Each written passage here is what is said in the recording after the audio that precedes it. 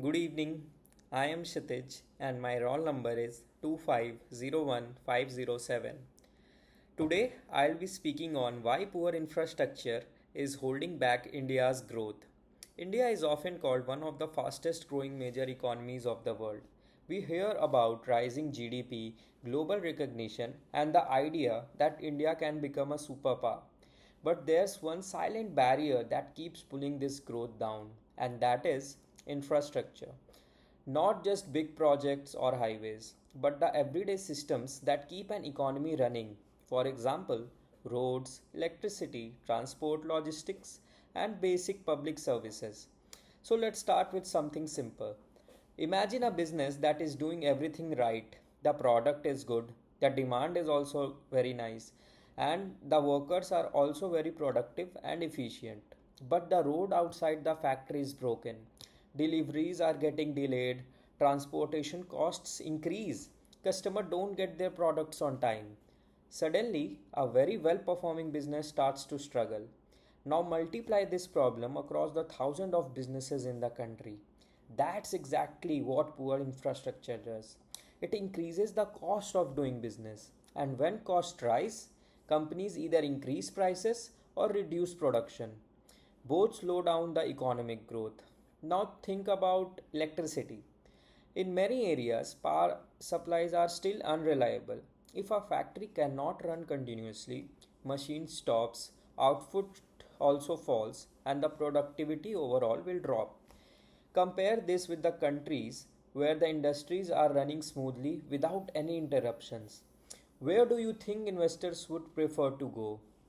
The next topic we can discuss is about logistics. Moving goods from one place to another is a very major concern, especially in India where the roads are slower and it's jam packed. There are delays at ports, congestion on highways, as I mentioned, and a shortage of inefficient transport systems.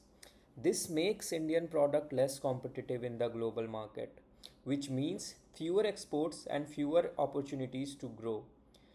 If we talk about rural India, in many regions people still lack access to proper roads, schools, healthcare, and even digital connectivity. So, even if there is talent, it doesn't get the opportunity to develop. A young population become a underutilized population, and that is the major concern that India is facing right now.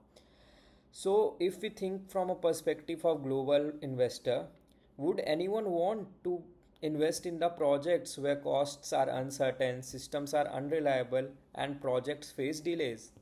Or, as an investor, don't you think any investor would choose a country where this is eradicated to the core and everything runs smoothly? This hampers the confidence that India about the investor has, because confidence needs is required to expand, and confidence for people to participate fully in the economy is also there. So when infrastructure is strong, everything moves faster: goods, people, ideas, as well as opportunities. Growth doesn't stop, but it never reaches the full potential. India has the demand, it has the talent, and surely it has the ambition. But to truly unlock and unleash the potential, it needs to strengthen the foundation. Because without strong infrastructure, even the fastest growing economy will always have limits. That's it from my side. Thank you.